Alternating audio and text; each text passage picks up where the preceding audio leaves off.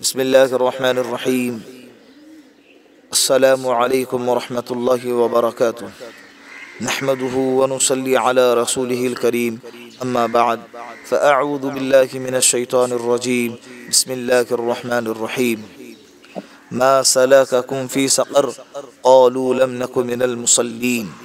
صدق الله العظيم. اللہ کا لاکھ لاکھ شکر ہے الحمدللہ کہ مہاراشٹر کی گورنمنٹ نے یہ اعلان جاری کیا ہے کہ 16 نومبر کل یعنی پیر کو مذہبی مقامات کے کھلنے کی اجازت دی گئی ہے۔ یہ اللہ کا لاکھ لاکھ شکر ہے۔ ہم سب گورنمنٹ کے اس فیصلے کا دل سے خیر مقدم کرتے ہیں۔ اب مسلمانوں کی ذمہ داری ہوتی ہے کہ ہم اپنے وقتوں کو فارغ کر کر مسجدوں کو آباد کرنے کی کوشش کریں۔ بہت دن گزر گئے، بہت وقت گزر گیا، ہماری روحیں تڑپ رہی ہے مسجدوں میں نماز پڑھنے کے لیے، مسجدوں میں داخل ہونے کے لیے۔ اللہ کے گھروں کو تالے لگے ہوئے، اللہ کے گھروں کے دروازے بند ہیں۔ یہ کسی حکومت اور کسی قانون میں یہ طاقت نہیں کہ وہ اللہ کے گھر کو بند کر سکے جب تک اللہ نہ چاہے۔ یہ اللہ کے گھر کو بند کرنا یہ مخلوق کے بس کی بات نہیں جب تک اللہ نہ چاہے۔ تو اس کا مطلب یہ ہے کہ اللہ ہم سے ناراض ہو گیا تھا۔ اب اللہ کو منانے کی ذمہ داری ہماری ہے۔ اب مسجدوں میں آئے اور اللہ کو رو رو کر منائے کہ اللہ ایسی ناراضگی دوبارہ نہ ہو۔ اے اللہ ہم اب گناہ نہیں کریں گے۔ اے اللہ ہم نیک بن کر زندگی گزاریں گے۔ اے اللہ تیری مرضی کے مطابق زندگی گزارنے کی کوشش کریں گے۔ اے اللہ دوبارہ مسجدوں کو بند نہ کروائیو۔ مارکیٹ جب کھلتے ہیں تو اس سے جسموں کا سکون ملتا ہے، جب مسجدیں کھلتی ہیں تو اس میں روحوں کا سکون ملتا ہے۔ مارکیٹ کے کھلنے میں جسم کا سکون ہے اور مسجدوں کے کھلنے میں روح کا سکون ہے۔ اب مسلمانوں کی ذمہ داری ہے جو ہے مسجدوں کو آباد کرے۔ جو مسجدیں ویران ہو گئی ہے، جو مسجدیں چیخ چیخ کر اللہ سے کہتی ہے کہ اے میرے اللہ، جن لوگوں نے مجھے آباد کیا ہے تو بھی اسے آباد کر، اور جن لوگوں نے مجھے ویران کیا ہے تو بھی اسے ویران کر۔ یہ مسجدیں اللہ سے کہتی ہے اللہ جب انہیں پڑھنا ہی نہیں تھا، مجھے آباد کرنا ہی نہیں تھا اور مجھ میں آنا ہی نہیں تھا تو اے اللہ مجھے بنایا کیوں؟ اسی لیے میں مسلمان بھائیوں سے خصوصاً نوجوانوں سے اللہ کے لیے ادباً کہتا ہوں کہ اپنے وقتوں کو فارغ کرے، اپنے وقتوں کو ضائع نہ کرے۔ کام کتنا ہی اہم کیوں نہ ہو، وہ نماز سے بڑھ کر نہیں ہے۔ نماز کا وقت ہو جائے مسجدوں میں آئے، مسجدوں کا رخ کرے۔ مسلمانوں کی کامیابی کا راستہ یہی ایک واحد راستہ ہے۔ کتنا چھوٹا سا قصہ لکھا ہے نا قرآن کریم میں، کتنا چھوٹا سا قصہ بیان کیا ہے قرآن نے کہ کل قیامت کے دن جہنمیوں سے پوچھا جائے گا ما سلککم فی سقر، تمہیں یہاں پر کس چیز نے لے کر آیا ہے؟ تو وہ سب کے سب کہیں گے لم نک من المصلین، ہم نماز نہیں پڑھتے تھے۔ قصہ ختم ہو گیا۔ یہ پوری زندگی کا خلاصہ ہے۔ نماز کا پڑھنا یہ ہر مرد عورت، بالغ مرد اور عورت پر فرض ہے۔ ہر مسلمان بالغ مرد عورت پر نماز کا پڑھنا، 5 وقت کی نمازوں کا پڑھنا یہ فرض ہے۔ تو اپنے وقتوں کو فارغ کرے اور موبائلوں کا استعمال جو ہے کم کرے اور اس کا صحیح استعمال کرنے کی کوشش کرے۔ اب آتے ہیں اپنے مسائل کی طرف کہ ابھی 6 مہینے سے 7 مہینے سے مسجدیں بند تھی تو لوگوں نے نمازوں کی ترتیب بٹھا لی تھی۔ گھروں میں نمازیں پڑھتے تھے جماعت کے ساتھ، دکانوں میں نمازیں پڑھتے تھے، 5 وقت کی نمازیں ہیں، اسی طرح جمعہ کی نماز ہے۔ تو یہ جو ترتیب بیٹھی ہوئی ہے، کل سے مسجدوں کے کھلنے کے بعد یہ ترتیب ختم کر دینا ضروری ہے۔ کوئی یہ مسلمان یہ نہیں کہہ سکتا کہ اب ہماری ترتیب بیٹھی ہوئی ہے ہم مسجد میں نہیں آئیں گے، یا اسی طرح اب ہماری ترتیب بیٹھی ہوئی ہے خواہ مخواہ مسجد میں جا کر اپنے دکان کا نقصان کیوں کرے، اپنے وقتوں کا نقصان کیوں کرے؟ نہیں، مسجدوں میں نماز پڑھنا واجب ہے۔ ہم مسجدوں کے علاوہ گھروں میں بلا ضرورت، بغیر کسی عذر کے، مسجدوں کے علاوہ میں گھروں میں، دکانوں میں نماز نہیں پڑھ سکتے۔ وہ الگ مسئلہ کہ حالات کے اعتبار سے، مجبوری کے اعتبار سے گھروں میں اور دکانوں میں نماز پڑھنے کی اجازت دی گئی تھی، اس لیے کہ اس وقت میں مسجدیں بند تھی۔ اور شریعت کا اصول ہے الضرورات تبیح المحظورات، جب ضرورتیں ختم ہو جاتی ہے، جب ضرورتیں آتی ہیں تو ضرورتوں کی وجہ سے ممنوع چیزیں، جو چیزیں منع کی گئی ہے وہ چیزیں بھی جائز ہو جاتی ہے۔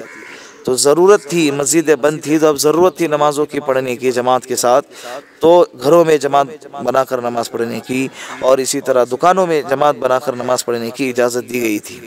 لیکن جیسے ہی یہ ضرورتیں ہٹ گئی، یعنی ابھی مسجدیں کھل گئی، تو ابھی مسجدیں کھلنے کے بعد ممانعات دوبارہ لوٹ کر آئیں گی۔ اب مسجدوں، گھروں میں، اسی طرح دکانوں میں آپ نماز نہیں پڑھ سکتے، آپ کو مسجد میں آنا پڑے گا، مسجدوں کو آباد کرنا پڑے گا۔ لہٰذا مسجدوں میں آنے کی کوشش کریں، اور جو قانون نے اور گورنمنٹ نے جو گائیڈ لائن بتائی ہے، اور جن چیزوں کی پابندی کرنے کو کہا ہے، اس کا خیال رکھے، احتیاط کے ساتھ اور اس کی قانون کی پاسداری کے ساتھ میں مسجد میں آنے کی کوشش کریں۔ جیسے ماسک وغیرہ لگانا ہے، سینیٹائزر کا استعمال کرنا ہے، اور سوشل ڈسٹینسنگ کا خیال رکھنا ہے۔ ان سب باتوں کا خیال رکھتے ہوئے مسجدوں کو آئیں، مسجدوں کو آباد کرے، اور اپنے روٹے ہوئے رب کو اور اپنے ناراض رب کو منانے کی کوشش کرے کہ جو ہمارے گناہوں کی وجہ سے ناراض ہو چکا ہے۔ اللہ غفور الرحیم ہے، ففروا الی اللہ، اللہ ہی کی طرف آ جاؤ۔ اللہ کے علاوہ ہمارے لیے کون ہے جو عزت دینے والا، جو ذلت دینے والا، جو مال دینے والا، مال لینے والا، جو زندگی دینے والا، موت دینے والا، ہر چیز پر قادر ہے۔ اللہ کے علاوہ کون ہے ہمارا جو ہمارے گناہوں کو بخش دے گا؟ ارے دنیا والے تو ہمارے گناہوں کو نہ دیکھ کر بدنام کرتے ہیں، تو دیکھ کر کیا کرتے ہوں گے؟ اللہ گناہ کو دیکھنے کے باوجود ہمارے گناہوں کو لوگوں کے سامنے ظاہر نہیں کرتا۔ اگر اللہ ہمارے گناہوں کو ظاہر کر دے تو ہماری سگی اولاد بھی ہم سے نفرت کرنے لگے، باپ اپنی اولاد سے نفرت کرنے لگے، اولاد اپنے ماں باپ سے نفرت کرنے لگے، بھائی اپنے بھائی سے نفرت کرنے لگے۔ اسی لیے یہ اللہ غفور الرحیم ہے، اللہ ستار اور غفار ہے، جو ہمارے گناہوں کو جو ہے چھپا دیتا ہے اپنے رحمت کی چادر سے۔ اسی لیے اللہ کے سامنے گڑ گڑاؤ، اللہ کے سامنے توبہ کرو، اپنی پچھلی زندگی پر اللہ سے توبہ کرو، معافی مانگو، اللہ کی قسم اللہ معاف کر دیں گے۔ اللہ کہتے ہیں میرے سامنے آؤ، توبہ کرو، لا تقنطوا من رحمت اللہ، اور گنہگار بھی میری رحمت سے نا امید نہ ہونا۔ مجھے ایک دفعہ کہہ دو اے اللہ مجھے معاف کر دو، اللہ کہتے ہیں میں اسے معاف کر دوں گا۔ اللہ سے معافی تو مانگو، پچھلی زندگی پر توبہ کرو۔ پتہ نہیں ہماری زندگی کا کتنا وقت باقی ہے، اور ہر روز جو ہے موت کی خبریں سنتے ہیں، ہر روز جو ہے کسی کے جانے کی، دنیا سے جانے کی خبر سنتے ہیں۔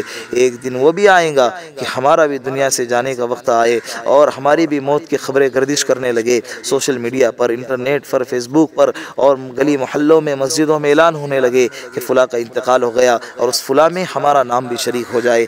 وہ وقت کے آنے سے پہلے سنبھل جاؤ، اور اللہ کے ساتھ اپنا معاملہ درست کرو، اللہ سے صلح کرو، اللہ کو راضی کرو، اللہ کو مناؤ۔ اللہ مجھے بھی اور آپ کو بھی اللہ کو منانے کی، اللہ کو راضی کرنے کی توفیق عطا فرمائے، اور نیک اعمال کی توفیق عطا فرمائے، ہر صغیرہ کبیرہ گناہ سے اللہ بچائے۔ مخلوق کو خوش کر کے ہم نے دیکھا ہے، اب خالق کو خوش کر کے دیکھو۔ ہم نے سب کو خوش کر کے دیکھا ہے، اب رب کو خوش کر کے دیکھو۔ اللہ کی قسم زندگی میں کتنا سکون آئے گا۔ فجر کی نمازوں کا اہتمام کرو، بقیہ تمام نمازوں کا اہتمام کرو، اپنے وقتوں کو فارغ کرو، کام کتنا بھی اہم کیوں نہ ہو، جہاں پر بھی ہے اگر وقت نہیں ملتا ہے وقت نکالو، کام کو تھوڑا آگے پیچھے کرو، اور نمازوں کا اہتمام کرنے کی کوشش کرو۔ اللہ رب العزت سے دعا ہے کہ اللہ رب العزت ہم سب کو مسجدوں کو آباد کرنے کی توفیق عطا فرمائے، اور اللہ یہ غم ہمیں دوبارہ زندگی میں کبھی نہ دکھائے اور کبھی نہ دلائے کہ مسجدیں ہماری نظروں کے سامنے بند ہو جائے۔ اللہ نے آج تک کبھی ایسا نہیں کیا۔ جو معاملہ آج پیش آیا ہے اس کا مطلب کہ ہم سے بہت بڑی غلطی اور بہت بڑے خطائیں ہوئی ہے، اللہ سے معافی مانگو۔ مغربی ہاں کہ اللہ رب العزت دن میں اپنے رحمت کے بہاؤ کو پھیلاتا ہے تاکہ رات کا گناہ کرنے والا اللہ کے سامنے دن میں توبہ کرے اور اپنے گناہوں کی معافی مانگے۔ اللہ رات میں اپنے رحمت کے بہاؤ کو پھیلاتا ہے تاکہ دن میں گناہ کرنے والا اللہ کے سامنے رات میں ندامت کے آنسو بہائے اور رات میں توبہ کرے اور اللہ سے اپنے گناہوں کی معافی مانگے۔ اور اللہ کا یہ سلسلہ چلتا رہتا ہے جب تک کہ سورج مغرب سے طلوع نہ ہو جائے۔ اللہ معاف کرنے کو بیٹھا ہے، اس کے بعد بھی اگر ہم اللہ سے معافی نہ مانگے، اس کے بعد بھی اللہ کو نہ منائیں تو یہ ہمارے لیے سب سے بڑی محرومی کی بات ہے کہ ہم اس حالت میں دنیا سے چلے گئے کہ ہم نے اللہ کو نہیں منایا، ہم نے اپنے گناہوں کی اللہ سے معافی نہیں مانگی ہے۔ مخلوق کو راضی کرنے کے لیے ہم نے آج تک خالق کو ناراض کیا ہے، اس ڈر سے کہ کئی فلاں بندہ ناراض نہ ہو جائے، اگر وہ ناراض ہو گیا تو میرا کیا بنے گا، میرے مسائل کیسے حل ہوں گے، میرے کام وہ روک دیں گا، میرے کام اٹک جائیں گے۔ ارے جس رب کے ہاتھ میں زندگی اور موت کی طاقت ہے، جس رب کے ہاتھ میں عزت اور ذلت کی طاقت ہے، جس رب کے ہاتھ میں کامیابی اور ناکامیابی کی چابی ہے، جس رب کے ہاتھ میں عزت اور ذلت کی چابی ہے، جس رب کے ہاتھ میں امیری اور غریبی کی چابی ہے، اس رب کو راضی کرنے کی کوشش کرو۔ آج تک مخلوق کو راضی کیا ہے، اب خالق کو راضی کرنے کی کوشش کرو۔ اگر خالق کے راضی کرنے میں اگر مخلوق ناراض ہو جاتی ہے تو اس کی بالکل بھی پرواہ نہ کرو۔ کل سے اپنا رخ مسجدوں کی طرف کرے اور اپنے مسائل کو مسجدوں سے یعنی اللہ سے حل کروانے کی کوشش کرے۔ بہت دنوں سے مسجدیں بند تھی، مسجدوں کے اندر دھول مٹی اور گندگی جمع ہو گئی ہوں گی، تو نوجوانوں سے کہتا ہوں کہ اپنے وقتوں کو آج فارغ کر کے مسجدوں میں آئے، مسجدوں کی صاف صفائی کرے۔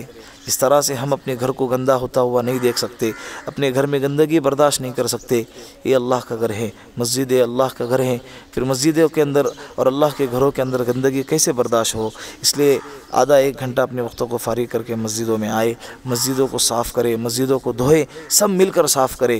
اس لیے کہ اللہ کے رسول نے فرمایا جو شخص اللہ کے گھر سے ایک دن کا کچرا اٹھاتا ہے، کل قیامت کے دن اللہ اس کو جنت میں سونے کا محل عطا فرمائیں گے۔ اس لیے اپنے وقتوں کو فارغ کرے، مسجدوں میں آئے اور مسجدوں کو دھوئے اور خوشی سے دھوئے اور مسجدوں کو صاف کرے کہ ہم آج اللہ کے گھر کو چمکائیں گے، ہم آج اللہ کے گھر کو جو ہے روشن کریں گے، نمازوں سے، عبادت سے، ذکر و اذکار سے اور صاف صفائی سے۔ اللہ رب العزت سے دعا ہے کہ اللہ رب العزت موت تک ہمیں نمازوں کا اہتمام کرنے کی توفیق عطا فرمائے اور مسجدوں کو آباد کرنے کی توفیق عطا فرمائے۔ السلام علیکم ورحمۃ اللہ وبرکاتہ۔